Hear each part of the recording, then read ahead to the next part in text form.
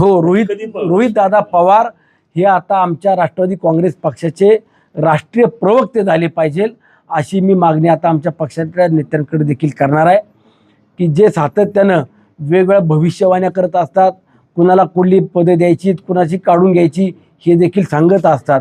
अशा पद्धतीचे स्टेटमेंट करणं रोहित दादाने आता थांबवलं पाहिजे. परंतु तुम्ही भाजपच्या वाटेवर आहात असं देखील त्यांचं म्हणणं आहे. मी 2019ला भाजपची वाट सोडून आदरणीय अजितदादांनी राष्ट्रवादी काँग्रेस पक्षाची वाट मला दाखवली आणि त्यातून माझ्या तालुक्याचं माझं भलं झालं. त्यामुळं मी दुसरी वाट शोधायचं कारण नाही. 2019ला मी भाजपमधून राष्ट्रवादी झालो, परंतु जे राष्ट्रवादीच होते ते रोहितदादा त्यावेळेला भाजपमध्ये निघाले होते. त्यानंतर 2022ला महाविकास आघाडीचं सरकार कोसळतंय, म्हणजे ज्यावेळेस शिंदे साहेबांनी बंड पुकारला, त्यानंतरनं आपण महायुतीत गेलं पाहिजे, आपल्याला सत्तेशिवाय पर्याय नाही, हे आम्ही सांगायला ज्यावेळेला अजितदादांकडे गेलो त्यावेळेला दादांनी सांगितलं की तुम्ही आदरणीय पवारसाहेबांची संमती आणा. आम्हाला पवारसाहेबांनी संमती नाही दिली. त्यावेळेला आम्ही पवारसाहेबांकडे संमती आणायला गेलो, पवारसाहेबांची चर्चा करायला गेलो की साहेब आम्हाला महायुतीत गेलं पाहिजे, भाजपसोबत गेलं पाहिजे, आता पर्याय नाही.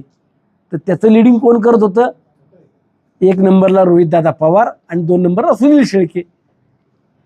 त्यामुळे भाजपमध्ये कोण कोण जाण्याचा प्रयत्न करत होते, किती वेळा जायचा प्रयत्न केला, हे आता सगळं मला वाटते सांगायची आवश्यकता राहिलेली नाहीये.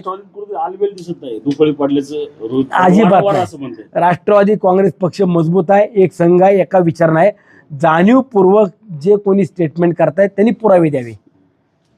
त्यांनी सांगावं की राष्ट्रवादी काँग्रेस पक्षातला नेता किंवा एखादा पदाधिकारी जाहीरपणे सांगतोय की आमच्यावरती अन्याय होतोय, आम्हाला विचारणा केली जात नाहीये किंवा आमची कामं होत नाहीये. प्रत्येक आमदाराची कामं विचारून केली जात आहेत, त्याचबरोबर निधी दिला जातोय, कुणाला पदं दिली पाहिजे हे देखील आम्हाला विचारणा केली जाते. त्यामुळं हे जे काही जाणीवपूर्वक चाललेलं आहे, आज सुनित्रा वहिनी ज्या अजितदादांच्या पश्चात एवढी जबाबदारी स्वीकारून काम करतायत, त्याच वहिनींना घरातलेच व्यक्ती टार्गेट करतायत. जे रोहित दादा अजितदादांच्या प्रती किती प्रेम माझं आहे, हयातीत काय काय बोलत होते, ते आज नसताना जे काही आज चाललंय त्यांचं, ठीक आहे, तपास हा भाग वेगळा आहे. तपासामध्ये आम्ही कुठं कमी पडत असून तर त्यांनी आम्हालाही सांगावं, विचारावं, बोलवावं, आम्ही त्या ठिकाणी जाईल.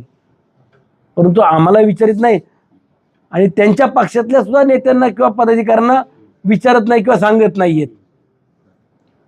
आम्ही आमच्या पद्धतीने जो काय तपास सुरू आहे त्यामध्ये आम्ही पण लक्ष ठेवून आहे, आम्ही पाठपुरावा करतोय, तेही पाठपुरावा करतात, ते फॉलोअप घेत आहेत. त्यांच्यावर काही एव्हिडन्स असतील ते त्यांनी द्यावेत. तपासाचा भाग हा वेगळा आहे. परंतु त्याच्या मागून तुम्ही सुनित्रा वहिनींना, पार दादाला किंवा जय दादाला जे काय आता टार्गेट करता, कमी लेखता, हे थांबलं पाहिजे. काय राजकीय विजन काय असतं त्यांचं टार्गेट एकच आहे. मी सांगितलं, मी ठामपणानं सांगतो, रोहित दादा आता जे काही जाणीवपूर्वक टार्गेट करतायत त्यामागचं कारण स्पष्ट आहे. कर्जत जामखेड ह्या मतदारसंघामध्ये त्यांना आता अजिबात कोणी थारा देत नाही आहेत. तिथली जनता त्यांच्यावरती पूर्णपणे नाराज आहे.